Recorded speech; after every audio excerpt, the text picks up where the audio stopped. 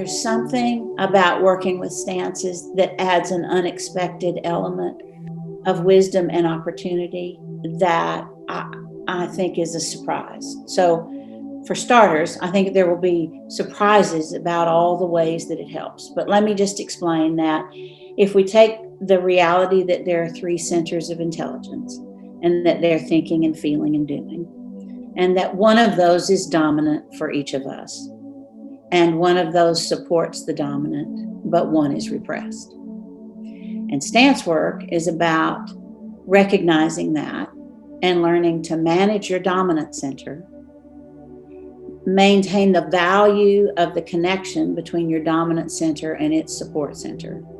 And then the work is to bring up your repressed center. And you haven't used it much since childhood, so it's the purest part of you, but it's also the most awkward part.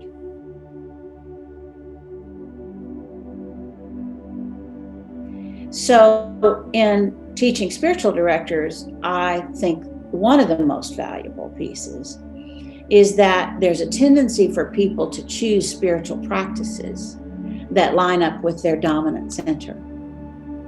And that's great. They're enforcing what they already are comfortable with, but it will always lack balance unless they can identify their repressed center and then also include spiritual practices that bring up your repressed center, because that's where you find the balance that comes with Enneagram wisdom.